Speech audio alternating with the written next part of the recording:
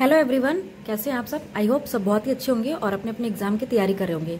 तो आज हम शेयर करने वाले हैं BEVAE 181 का PYQ, जो कि MCQ फॉर्म में रहता है। और इसमें जो टोटल क्वेश्चन होते हैं वो हमारे 50 होते हैं और जिनके प्रत्येक क्वेश्चन के लिए एक एक नंबर डिसाइड रहता है, यानी एक question is equal to 1 marks.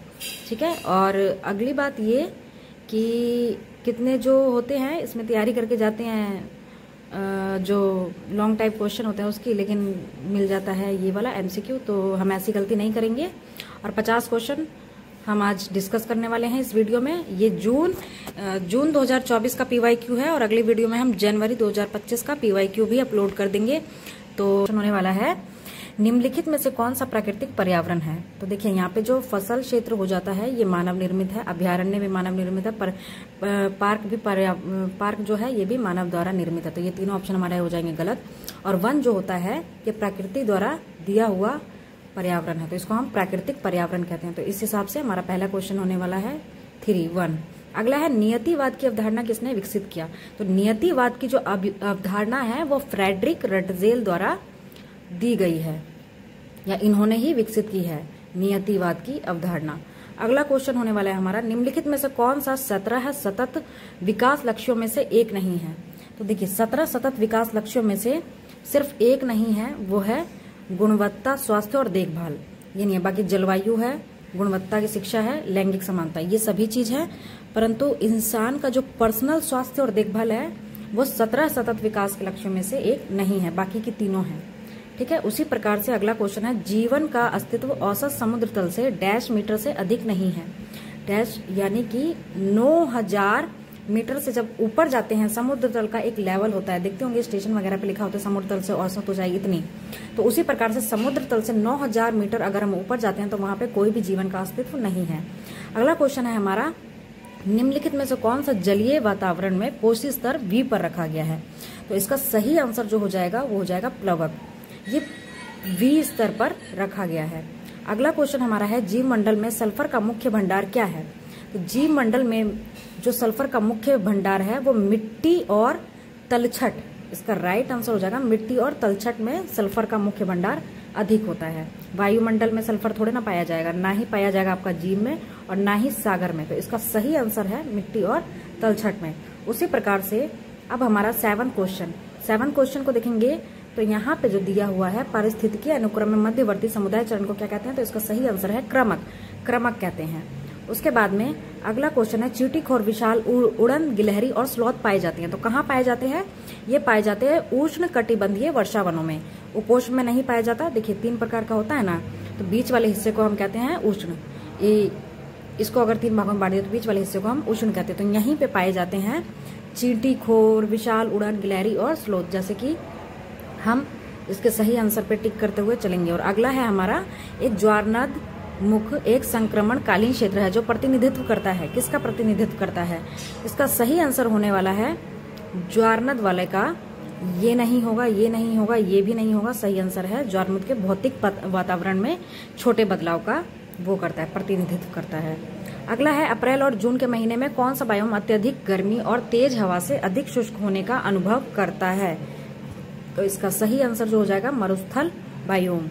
Tundra नहीं करता और वन भी नहीं करता, घास स्थल बायोम भी नहीं करता। इसका सही आंसर है मरुस्थल बायोम। सिर्फ एक बार इस वीडियो को भी देख लेंगे ना अगर चलते हुए, तो गारंटी है कि इसमें से आपका सही तो जाएगा ही जाएगा। दूसरी बात, अगर ये PYQ आ गए तो बल्ले बल्ले है, क्योंकि अभी तक जितने भी एग्जाम दिए उसमें से अधिकतर देखा जाता है, मैंने तो यही महसूस किया कि PYQ से आते हैं। तो प्लीज वीडियो को ध्यान से पूरा जरूर देखिए। नहीं देख सकते कान में ईयरफोन लगाइए और सुनते रहिए, रास्ते में भी हैं तो एक बार सुन लीजिए जरूर, बहुत ही फायदा होगा इस एग्जाम में लिटरली। तो अगला क्वेश्चन होने वाला है निम्नलिखित में से कौन सा जलीय जीव जल के तल पर रहने के लिए बाध्य है। तो कौन सा जो है 11वें का, देखिए इसमें इसका जो सही आंसर होगा ना वो नितलक होगा। ठीक है, पटलक नहीं होगा, तड़नक नहीं होगा, परिपात भी नहीं होगा। सही आंसर है नितलक। निम्नलिखित में से कौन सा जलीय जीव जल के तल पर रहने के लिए बाध्य है, तो वो है नितलक। ठीक है। अगला क्वेश्चन है यहाँ पे इंग्लिश में भी और हिंदी में भी, तो हम हिंदी वाला देख रहे हैं। तो अगला क्वेश्चन हमारा हो जाता है निम्नलिखित में से कौन सा नवीकरणीय संसाधन। देखिए नवीकरणीय संसाधन क्या होता है, ऐसा संसाधन जो जल्दी से बन जाए, जिसके बनने में ज्यादा इंतजार हमको ना करना पड़े। तो कोयला के बनने में काफी सालों का इंतजार करना पड़ता है, तो कोयला नहीं होगा। पेट्रोलियम में भी सेम चीज है, प्राकृतिक गैस में भी सेम चीज है।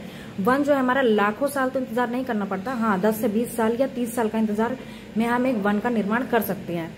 अगला है हमारा वह प्रक्रिया जिसके द्वारा ठोस जल सीधे वाष्प अवस्था में परिवर्तित हो जाते हैं, क्या कहलाती है?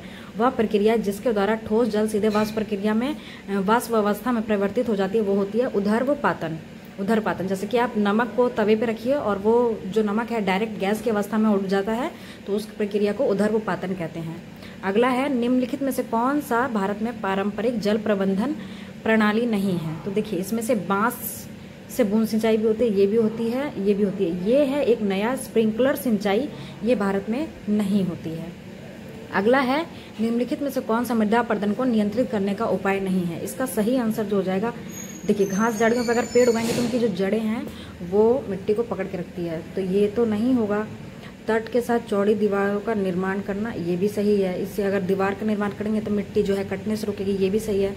चेक डैम का निर्माण, ये पता नहीं क्या है, लेकिन हाँ ये पेड़ों को अगर हटाएंगे तो ये हमारा नुकसान करेगा, मृदा अपरदन के नियंत्रण नहीं कर पाएगा, तो यही हमारा सही हो जाएगा, क्योंकि गलत ये हमें चूज करना है। अगला है निम्नलिखित में से क्या वन का पारिस्थितिक महत्व है? वन का पारिस्थितिक महत्व क्या होता है? पारिस्थितिक यानी कि वहाँ की परिस्थिति को महत्वपूर्ण कौन सी चीज बनाती है? देखिए इसका महत्वपूर्ण हो जाएगा, हालांकि ये भी है, ये भी सही है सभी, लेकिन मिट्टी के कटाव की जांच जो करता है, ये परिस्थिति निर्माण जो वहाँ पे हो रही है, ये जो हमारा ज़्यादा सटीक हो रहा है, तो हम इसको सही लगाएंगे। अगला है, अगला क्वेश्चन, क्राउन फायर किस में होती है? देखिए क्राउन फायर यानी कि जो ऊपर जो छत्ता होता है ना, उसमें आग लगने वाली वस्तु, ये कहाँ पे होती है?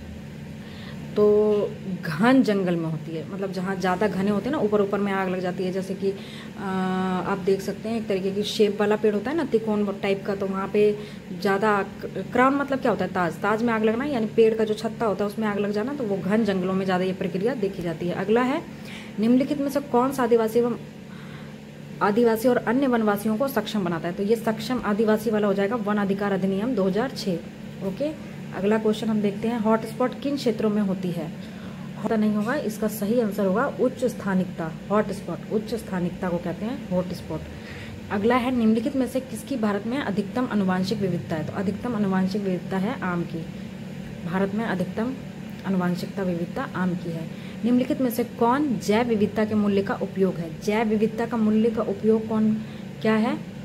तो सौंदर्य मूल्य हो जाएगा, तो इसका आंसर सही है सौंदर्य मूल्य। भारत में जैव विविधता के बारे में निम्नलिखित में से कौन सा कथन सही नहीं है? ये भी सही है हमारा, ये भी सही है, लेकिन ये भारत पड़ोसी, हाँ ये भी है, हॉटस्पॉट पाए जाते हैं भाई, श्रीलंका का अलग है, मैं इसका अलग है और यहाँ पे अलग है, ये भी सही है। 4 जैव विविधता हॉटस्पॉट पाए जाते हैं, 12 जैव भौगोलिक क्षेत्र है, बट ये नहीं है। मान्यता प्राप्त स्थानिकवाद केंद्र 26 नहीं है, लेकिन 26 नहीं है, मान्यता प्राप्त नहीं है 26। अगला हो जाएगा हमारा, निम्नलिखित में से कौन सा ऊर्जा का गैर पारंपरिक स्रोत? क्वेश्चन नंबर 23 है हमारा, गैर पारंपरिक स्रोत हमारा हो जाता है। देखिए पारंपरिक स्रोत हमारे हो जाते हैं, प्राकृतिक गैस है ही, परमाणु ऊर्जा है ही, ये भी है ही, लेकिन पवन ऊर्जा गैर पारंपरिक स्रोत है, पारंपरिक नहीं है, गैर पारंपरिक है। ऊर्जा के गैर पारंपरिक स्रोतों का उपयोग क्या है? इसका गैर पारंपरिक स्रोत का सबसे फेमस इसीलिए हम इसका ज़्यादा उपयोग क्योंकि प्रदूषण से मुक्त होता है। अगला है, ईंधन सेल के लिए सबसे उपयुक्त ईंधन क्या है? ईंधन सेल के लिए सबसे उपयुक्त ईंधन क्या है? तो यहाँ पे हमारा हो जाएगा हाइड्रोजन। इसका सही आंसर है, सटीक और सही आंसर है हाइड्रोजन। आपंक गैस में मुख्य रूप से क्या पाया जाता है? तो आपंक गैस में मुख्य रूप से मीथेन पाया जाता है। क्या पाया जाता है? मीथेन। कृत्रिम गर्भाधान प्रयोग किया जाता है, किसके लिए किया जाता है कृत्रिम गर्भाधान प्रयोग? बत्तख, हाथी, सांप, छिपकली। तो क्वेश्चन नंबर 27 का उपयोग हो जाएगा कृत्रिम गर्भाधान। एक मिनट हम इसको देख लेते हैं। देखिए कृत्रिम गर्भाधान बत्तख के लिए नहीं होता है और ना ही होता है सांप के लिए, छिपकली के लिए भी नहीं, ये होता है हाथी के लिए, क्योंकि ये लुप्त होते जा रहे हैं इसी वजह से। ठीक है, अगला है हमारा, एक संरक्षण तकनीक के रूप में बढ़ावा देना किसमें सफल पाया जाता है? एक संरक्षण तकनीक के रूप में बढ़ावा देना किसमें पाया जाता है? तो ये पाया जाता है एंगस गाय में। ठीक है, एंगस गाय किसमें पाया जाता है? एंगस गाय। एक संरक्षण तकनीक के रूप में बढ़ावा देना किसमें सफल पाया गया? तो ये इसका सही आंसर जो होगा वो होगा व्यूपिंग क्रेन में पाया गया। ठीक है, अगला क्वेश्चन हमारा होने वाला है मैंग्रोव। तटीय क्षेत्र में मैंग्रोव निम्न के रूप में कार्य करके अपरदन के विरुद्ध कार्य करता है। किसके विरुद्ध कार्य करता भाई? मैंग्रोव। मैंग्रोव जो है प्राकृतिक फिल्टर है। देख लेते हैं अगला, पानी का नियामक। प्राकृतिक प्राचीर। देखिए, प्राकृतिक प्राचीर का मतलब होता है एक तरीके से किसी चीज को रोकना। तो ये प्राकृतिक प्राचीर का काम करता है, क्योंकि किसी चीज को रोकता है। किसको रोकता है भाई? मृदा अपरदन को रोकता है। ठीक है, वहाँ ये इसकी जो जड़ें होती हैं वो पकड़ के रखती है मृदा को, ऐसे जैसे ये मैंग्रोव है तो इसकी जड़ों को ऐसे पकड़ के रखती है और मृदा अपरदन को रोकता है। तो ये प्राकृतिक प्राचीर का कार्य वहाँ पे करता है। यूनेस्को द्वारा संचालित मैप प्रोग्राम में मैप का अर्थ है, तो मैप प्रोग्राम में मैप का अर्थ जो होने वाला है मनुष्य, यानी मैन एंड जीवमंडल यानी बायोस्फीयर। पहला वाला इसका सटीक उत्तर है और सही उत्तर है। अगला है निम्नलिखित में से कौन सा रसायन भोपाल गैस त्रासदी से संबंधित है? तो इसका सही आंसर है मिथाइल आइसोसाइनाइड। किसको नहीं पता? सबको पता है। कब हुआ था ये? तो हुआ था 1984 में। ये भी अगर आ जाए तो ये भी बता देना, 1984 में। अगला है निम्नलिखित में से कार्बनिक पदार्थ को विघटित करने में बैक्टीरिया द्वारा क्या उपयोग किया जाता है? 32 नंबर क्वेश्चन है। निम्नलिखित में से कार्बनिक पदार्थ को विघटित करने के लिए बैक्टीरिया द्वारा उपयोग की जाने वाली ऑक्सीजन का माप कौन सा है? तो इसका सही आंसर जो हो जाएगा वो हो जाएगा BOD। एम्पियन, TDS ये सब कुछ नहीं, ये भी कुछ नहीं, BOD। अगला है निम्नलिखित में से कौन सा जैव निम्नीकरणीय प्रदूषक है? मतलब कि जैव का कम से कम प्रदूषण करता है कौन सा? तो कागज इसका सही आंसर है। अगला है भारत में ध्वनि प्रदूषण की सीमा निर्धारित है, रात में होती है 45 dBA, तो यही हमारा सही है। अगला है 35, निम्नलिखित में कौन सा अपशिष्ट का भौतिक उपचार है? अपशिष्ट का भौतिक उपचार है, यहाँ पे हो जाएगा हमारा लैग्नून। अगला है निम्नलिखित में से अपशिष्ट न्यूनीकरण का सबसे अच्छा तरीका कौन सा है? अपशिष्ट न्यूनीकरण का सबसे अच्छा उपयोग कौन सा हो जाएगा हमारा? हो जाएगा लैंडफिल निपटान। फिर है खालिस्तान खाद्य श्रृंखला में एक कड़ी से दूसरी कड़ी में प्रदूषण सांद्रता में वृद्धि का प्रक्रम है। तो यहाँ पे हमारा जो सही आंसर हो जाएगा वो है जैव आवर्धन।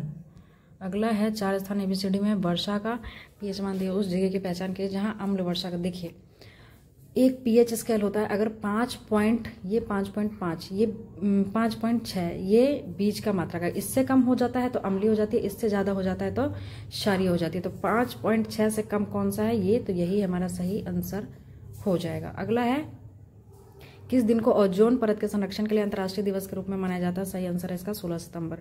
अगला है हमारा निम्नलिखित में से कौन सा कथन CFS के लिए सत्य नहीं है? यह ओजोन ऑक्साइड के लिए उत्तरदायी है। CFS क्लोरोफिल, इनका उपयोग पेंट और डायड्रेट में किया जाता है। देख लेते हैं। ये स्थिर होते हैं और निचले वातावरण में रहते हैं, बिल्कुल गलत है। सही आंसर इसका ऊपरी यूवी विकिरणों से अप्रभावित है। प्रभावित होते हैं भाई।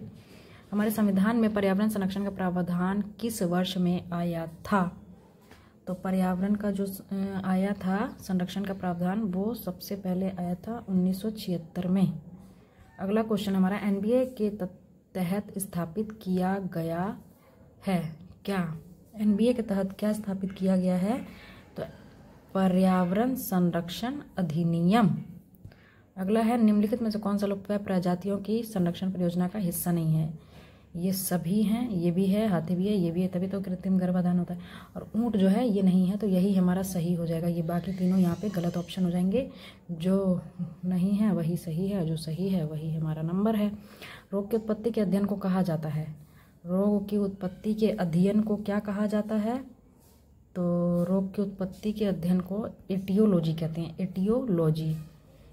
निम्नलिखित में से कौन सा आनुवंशिक रोग है? आनुवंशिक रोग हो जाएगा यहाँ पे मलेरिया नहीं, मदिरोन्मता नहीं, मधुमेह भी नहीं है, आनुवंशिक मंगोलिज्म हो जाएगा।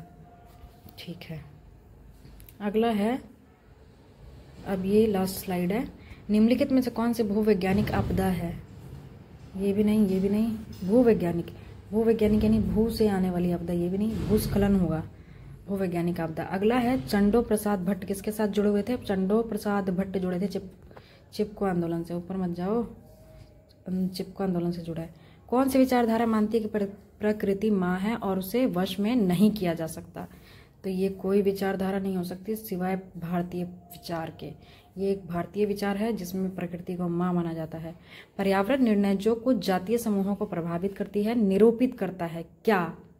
पर्यावरणीय निर्णय जो कुछ को प्रभावित करती है वो है आपका सामाजिक असमानता, यही हमारा सही है। और फिर है लास्ट क्वेश्चन, ENVIS केंद्र द्वारा स्थापित किए गए हैं क्या? तो ENVIS केंद्र द्वारा स्थापित किए गए हैं पर्यावरण, वन और जलवायु परिवर्तन मंत्रालय, भारत सरकार द्वारा। Thank you. तो वीडियो को देखने के लिए बहुत बहुत धन्यवाद, और अगर वीडियो पसंद आई है तो एक छोटा सा लाइक ज़रूर करके जाएं। Thank you.